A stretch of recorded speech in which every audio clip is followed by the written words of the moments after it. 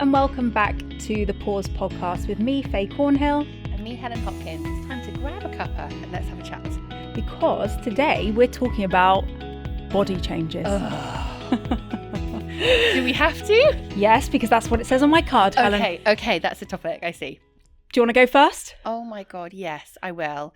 I think, so I'm going to be honest, I went through a stage of being super fit and uber healthy. When was this? So this was probably in my sort of late 30s. I'd been diagnosed with pre-diabetes, so I made loads and loads of changes to my diet, to the way I showed up. I was feeling really great and healthy. And then COVID hit and my body just changed. Sort of felt like I blinked and it changed overnight almost. And gravity has taken its hold. I've put on weight in a way that I have never put on weight previously.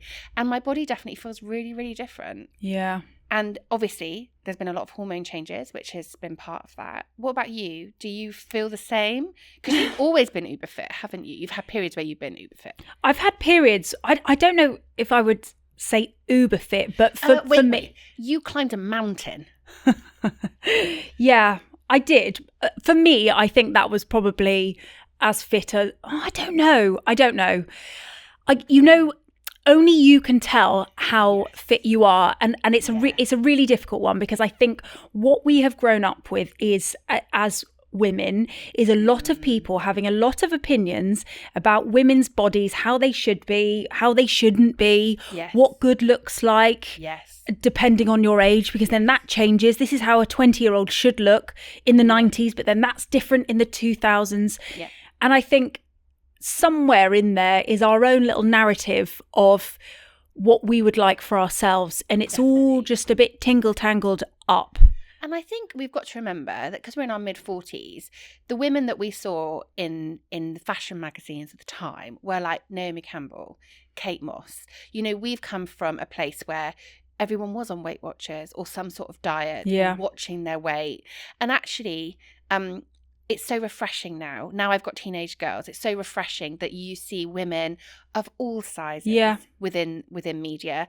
But I think there's still a narrative. There is. With women, particularly in their kind of mid-40s, who are like, oh, I am a bit bigger here. And actually, I try to think about how clothes and my body feel rather than the number within the clothes. Because I know there's been times where, you know, I was a size 8, probably 10 years ago, but in your mind you're still a size 8, and then you go to a clothes Helen, I've never been a size 8.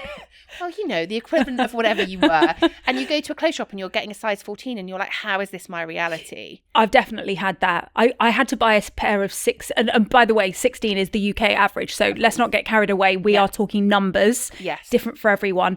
But I remember the first time I had to buy something that had a number 16 on, and I refused to buy it because of that. And I think that's actually not what I think. I don't have the opinion that, 16 is bad. I genuinely don't. I think women of all sizes are phenomenal. Correct. But the fact that I did not buy that pair of jeans, the regret was deep, because I loved those jeans and they were just beautiful. But I had to learn my lesson the hard way. You do. And also, let's face it, we're going to talk about our actual bodies, but when it comes to clothing, there is no consistent women's sizes. No, it's whereas dreadful, actually, isn't it? my husband can get a 28 pair of trousers standard in wherever he is shopping. Yeah. And actually, I go into, for example, Zara, and I'll be a large, extra large, but I'll go into Sweaty Betty and I'll be a small medium. And how is that fair on mindset for women, but also our self-confidence and the way we see ourselves? Yeah. And I know it's only a number, but I'm sure anyone listening to this will have had that moment when you go to try something on, you're like, oh, this doesn't fit, I'll go this size up. And the feeling of dread, you're like, oh, I know, and it's actually despicable, really, when you think about it. Yeah. I was talking to Grace, my daughter. She's 14, and she mentioned a shop that has grown in popularity with teenage girls, Brandy Melville, and they sell one size. Yes, and I just think that is so not helpful. No. Inside, I've got a more angry response to that. One size. Yeah. And there's some, I actually said to Grace, why? Like that's crazy. Like think about your friendship group. You're all different sizes. How can that possibly be? And she said, well, I'm not sure why they do it, but it's something about being worthy of wearing Brandy Melville. Now, I don't know if that's the language they use, but that is the interpretation of a young girl. That is awful. So actually, and we're going to come back to like body self-love and what that means and do we have it? But I think nothing really has changed. I think we can be pleased that there are positive steps, but ingrained in society, unfortunately, is this deep systemic issue with the women's body sizes. And it's heartbreaking, isn't it? Because we both have teenage children. Yes. And my daughters wear Brandy Melville, and they are petite, tall children. So actually, for Brandy, often things in Brandy Melville are just too big for them. Yeah. And I would imagine that for Brandy Melville, sorry, we're totally throwing you under the bus, but it's probably laziness. They're probably like, we're going to do this design, this size. And I know I've done it before when you go, this is one size, it fits a UK 10 to 16. And you're like, well, someone who's a size 10 and someone who's a 16, they have different body shapes. Yeah. They have different lumps and bumps like we all do. Like, how fair is it to go, you fit into this like group? Yeah. So you can try it on, and if you're outside those numbers, then you can't. I remember really wanting to be somebody who bought clothes in Abercrombie and Fitch when it first came to the UK. I went to the US when I was, I don't know, 20 maybe. Just, this is very cool. Nothing in that shop fitted me. And I just think that's crazy. And I have the same now with Hollister. So my girls, so I've got a 12-year-old and a 14-year-old, very petite, size probably UK 4-6, so they're very small. We go into Hollister and they are buying extra, extra small. So in a effectively women's wear shop, a 12-year-old can buy a piece of clothing. And so that's wonderful for my daughters because they desperately want to wear Hollister. But then I stand there and I'm like, how is this like, how is this okay? And they both love shopping and I love taking them. But there is frustrations, isn't there? How is that supposed to fit like a human adult? An adult, exactly. And obviously the girl's delighted that they can buy things in there. And then, but perhaps that's their branding. Yeah. Perhaps because there isn't anything which is cool in that teenage zone for clothes, like actually there's an opportunity, isn't there? And as business people, we would see that opportunity too. I guess so. I think there's some very popular shops who know exactly what they're doing. Yeah, exactly. I agree. So your opening gambit was gravity. Yeah. Yeah. Do you want to elaborate slightly on that in terms of changes we're noticing? I just feel like gravity is taking its hold on in my entire body. Okay. So whether that's my boobs, which I've never been very well endowed, but gravity's there, my tummy, gravity, even my legs and my knees, and dare I say it, my vagina too. Like gravity is taking its hold on my entire body and everything feels less supple, a bit saggier, a bit kind of droopier.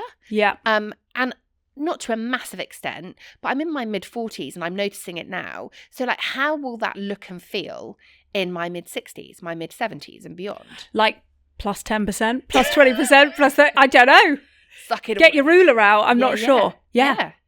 But that's what happens. Yeah. Is it not? Yeah, it is. But we just didn't expect it. We didn't expect it. And we also don't have a huge amount of midlife women in the media who are showcasing aging well. Yeah. Like you think about like the Judi Denches, and obviously they are quite a way ahead of us in terms of age. Yeah. Looking incredible, looking amazing. And then we've got people like Davina McCall, who's obviously done, she looks amazing. She's had a health scare recently, but she's, working out ferociously to kind of get herself back to where she was. Yeah. And it's like, where are those midlife women who are like me, sort of 12-ish, like a size 12-ish, which incidentally is well below the UK average. Exactly. A little bit saggier, a little bit like aged well, like, and actually I found it really alarming. Yeah.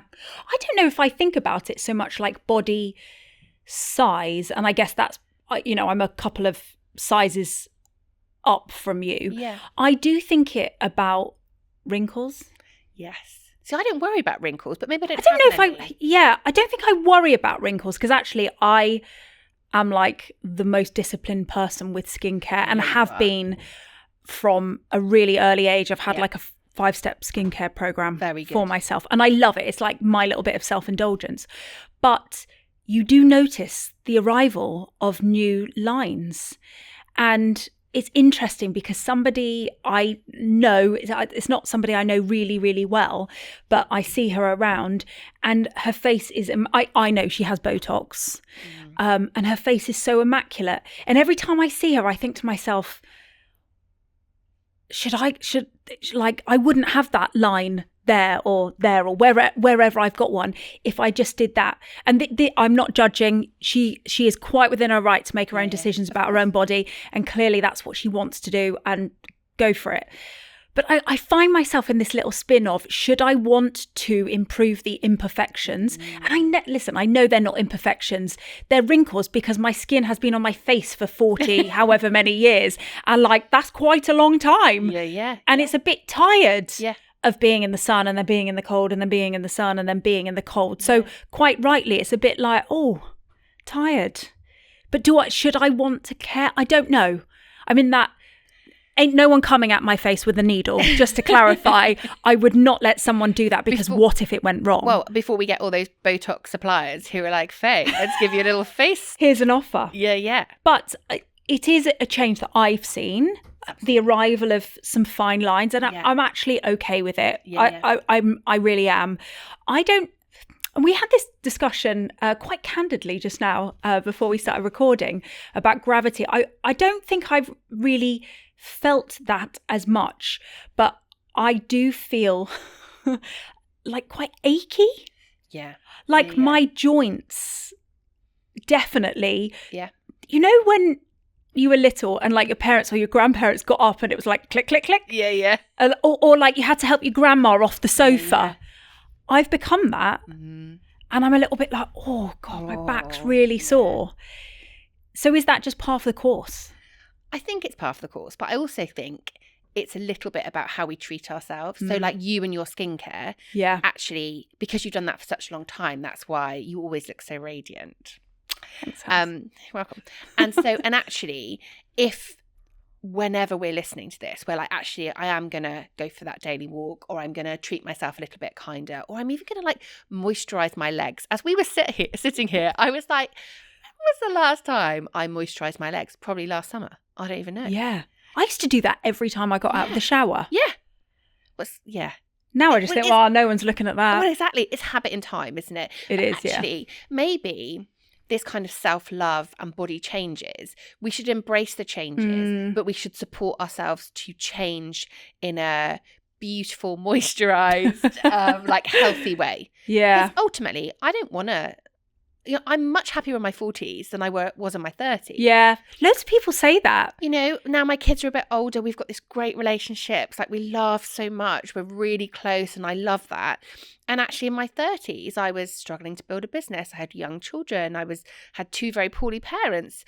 And actually, I am super happy in my mid-40s. Yeah. But what I think I need to do is support myself to not maintain youth. I'm not that interested in maintaining youth, but maintaining the suppleness and and not embracing the gravity, like not embracing the gravity, but like actually, like I appreciate that things are going to change in my body, but what can I do now to help me not have the clicks as I get up, not have the aches and pains? And we know that those aches and pains are perimenopause and hormone changes as well as body changes. Is there a sense of, well, you just have to sort of give up on perfection? Is it a sense of that perfection is changing? That actually perfection isn't the goal? Yeah. That it's more not... So my mum would go, well, it's the best you can get at the age you're at. But actually, it's not that, is it? It's about going, I've had all this amazing life. I am the person I am today because of the hardship and the difficulty as well as the fantastic moments. Yeah. My body is the age it is. And actually... it's okay to embrace that, but it's okay to support my body to go through to the next chapter. It's just so hard though, isn't it? Because like when you see, Davina McCall's a really good example because she's just amazing, incredible. Like what an incredible woman. Yeah. But I know because I've seen people triggered by her desire to be fit and to be healthy. So people are triggered when somebody wants to do what's a good idea for their body and maintain fitness. And then on the flip side, people are triggered when people are off getting Botox or weight loss jabs or, you know, whatever the next faddy anti-aging thing is.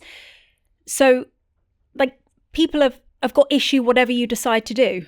But also, the people who have issue, that's their problem, isn't it? Oh, absolutely. And it can be hard when, like Davina, you're someone who is in the public eye, when you are very openly sharing your journey. There will always be criticism, but there will also always be people who are inspired by that. And I am inspired by Davina. She's obviously had that awful massive operation of late. She's back working out. You can see the essence of her coming back. And I that's, think she's if phenomenal. nothing but inspiring. And I'm going to be honest, I probably would never be as fit as her, mainly because I don't care enough to be that fit. You've got to really want to be that level of fitness, to do everything that is involved in all of the hours that it takes to get like that. But saying that, there are parts of me which I would like to be a bit smaller, a bit perkier. And I am working on Do tell Helen, which parts are we wanting to be perkier? Well, my tummy I would like to be smaller. Okay. I definitely, in midlife, have had more bloating, more gut issues, and my tummy's bigger, that midlife kind of muffin top, should we call it? I definitely am getting those things. My legs aren't quite as toned as they were previously. Actually, the top half of me I'm not that worried about. I don't, want to have like buff arms. But there are. Why do you want that? Why do you want those things? So, because of the way clothes feel on me. So because we travelled here today and we both came in leggings, and part of the reason I came in leggings is because I actually find jeans really constricting, and if I are having a bloating day, a day where my tummy is more bloated, jeans are really uncomfortable. And actually I travelled in leggings because I knew there was somewhere for me to get changed, and it's a 2-hour journey. So I was like, I'm going to wear leggings. And actually, I guess I want to be in a place where I can wear the things that make me feel comfortable, that make me feel great without worrying about the discomfort. And part of that is working on my gut health, but also working on my core and making those muscles work harder for me. But there must be places on your body where you're like, oh, I just wish that was slightly different. Yeah, I mean, I had one emergency C-section. That's quite a hard thing to say. I had one emergency, and then I had to have a C-section with my second. And for anyone who's had a C-section, they will know it's quite a brutal hole that they create. And you get like a little, I mean, I call it my shelf. Because they literally cut right through your muscle, and it's very low. Especially in emergency, because they're getting that baby out super quick. Exactly. And I don't know that I don't like it though. It's a funny one. I sort of see it like a badge of honor in the sense that, I've grown 2 humans, and I definitely didn't have that. I had my kids in my 20s. I definitely didn't feel like that in my 20s about it when I'm struggling to like stand up, because it's like, it's horrible, isn't it? Those early days. Okay. But now and I don't know whether I'm just like settling for it, or whether I actually just have come to terms with, this is my one body that I get. Exactly. And actually, the older you get, the more you hear about health worries and people losing people through no fault of their own, through illness, and you start to think, Christ, what an awful effort! What an awful effort it is to care that I've got a little bit of a little pinch there when I'm otherwise healthy. And I remind myself all the time, you think you've got problems. You think you've got 100 problems until health is one of them, and then you just have one problem. Yeah, exactly. And I'm like, what is the actual point? I did give a lot of airtime to my body shape, and I'm talking about weight, in my 20s. I gave it a lot of airtime to myself. And I think I'm just a bit done. I am just a bit done with that. I would really like to feel stronger, and that is something I know that I need to work on. You hear a lot about women, it being really beneficial at our stage in life to lift weights, and to get stronger, and that is something that I am planning to do, and I am really committed to it. I want to feel stronger. We go and buy the dog food and I have to get the man to carry it to the car. It must be big. You've got two. Hells, it's not sausage dog food. It's big Labrador food, big bags. And he just whacks it on his shoulder, carries it to car. And I'm like, I'm just a bit worried that might do me over. I'm going to carry that dog food to the car. I'm committed to that, Helen. Well, I'm going to keep you on track for that. When are you? So when do you want to do it by? Well, so I've obviously, as you know, got a mountain climb coming up. You have. So I'm very committed to, in the next 8 weeks, really starting to ramp up my strength. Good. And whilst you don't necessarily use your arms to climb a mountain, I just think I'm ready for it. That I'm really committed to that. And that's the biggest one for me, because the biggest body change that I have seen is this loss of strength. And I'm very aware of the old adage of use it or lose it. And I can see, okay, I'm 40 whatever. I'm saying that because I've actually forgotten how old I am. 43. But I can see how you could just stop and then just be lazy, not necessarily lazy, but lose the strength. Yes. And so really here we're not talking about the way our body looks, we're talking about the way our body feels. Yes. And we talk lots about how our love of walking, and the reason I love to walk is because when I walk, I love the way how my body feels. Yes. I love that kind of slightly out of breathness walking up a hill. I love that kind of catching my breath at the top. I love getting back and sort of feeling a bit kind of tingly, it's been cold outside. And actually it's more about how my body feels. And the more I dial those things up, it's it's that kind of that lovely, my body feels better and my shape feels better in clothes. And I don't know if you know, but I did a fashion design degree. So I love fashion. I love clothes. I love texture. And it does make me quite sad when I go, I'd love to wear that, but I don't really feel like I can. I feel like I'm not quite the right shape anymore. Or I feel like the proportions aren't quite right. And that's the same for whatever size you are. But actually prioritizing self-care and self-love through exercise is a really nice way to tackle the things that perhaps you do want to change about yourself and the things that you do want to I don't think it's going to change my vagina, but well, maybe there's some sort of weight sucking it. Oh God, there's absolutely no way that I'm going to start doing pelvic floor, maybe. But we were talking, weren't we, earlier about things that your friends have shared with you about what's happened to them, and you're like, how is that even a real thing? Absolutely. I was in conversation with a friend the other day who said after having a second child, things just started to feel like they were falling out. Yeah. I was like, what? Whoa. And the advice she was given was push it back up. She's going to be delighted that we've shared this. She will, which is why I'm not naming names. But it's those sorts of changes that, oh, crikey, we didn't, you don't see that on TikTok, do you? You don't. And obviously I spend a lot of my time on social media, and I think this is part of our problem. And also we've both got teenage girls, and we talked in the kind of the beginning about clothing and how that looks and feels on girls and about different brands. And actually I'm really aware that social media needs to be less perfect, and that's why I really in my core business embrace that less perfect, I totally agree, messy kind of mum appearance, and I think that's probably why my followers really enjoy watching, because they're like, well, Helen's just a real person, and sometimes she's got her hair up in a top knot and looking really tired because it's the end of the day, and other times she looks more sprightly because at the beginning of the day. Do you know, I actually think we've got a responsibility, not you and I necessarily, but people, to be as real as we can be. I remember I stopped, not that I even really did very much, but I stopped using filters. I remember you remembering this because you messaged me afterwards going like, oh, that's brave.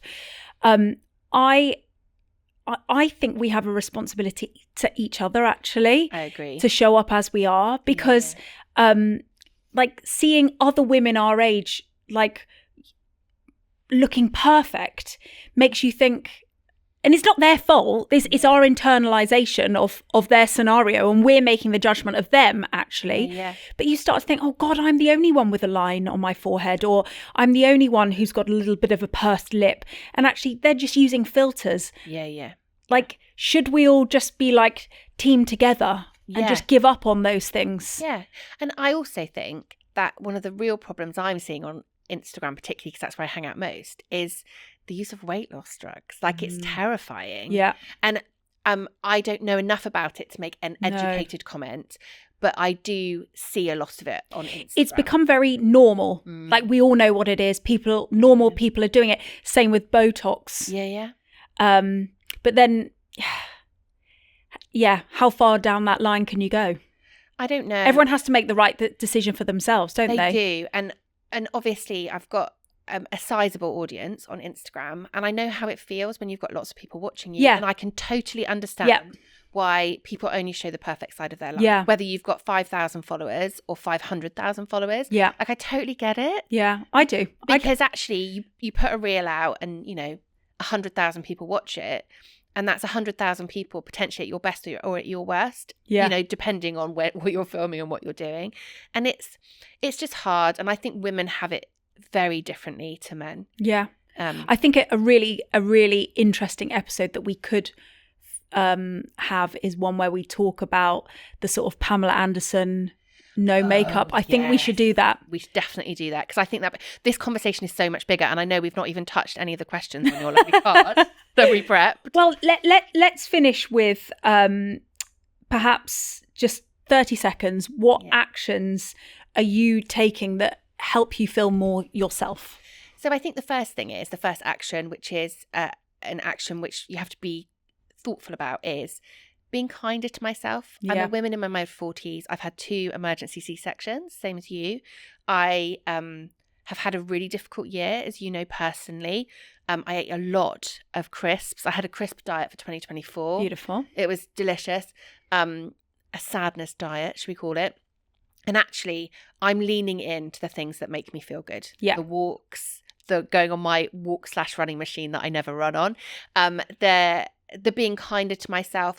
And what I would love to do, this is my kind of aim from our conversation, is buying clothes that make me feel great, no matter the size. No matter the number, the letter. Because actually, I love clothes. I love buying new things, as you know. I do have an obsession about buying new things. And actually, just enjoying that again would be really lovely. Rather than going, I'm going to give myself 2 more weeks and then I'll buy myself a new pair. I know. I feel so sad when I hear people, I've bought this dress, which I'll get into. And I think, oh gosh, you could have just sized up and looked fab in it. And you hear a lot about it in the wedding industry, in your core business, because like, the sizes of wedding dresses are just madness. They are madness. And it makes a bride feel really, really sad about themselves often. So come on, what are your takeaways? I think I've just reinforced the fact that I feel better about myself, and I know that I'm adding longevity to my life when I am fit.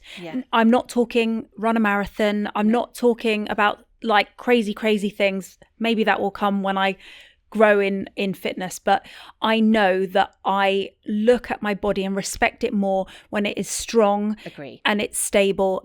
And so I'm committed to that, and also not to forget how lucky we are to be in bodies that are healthy.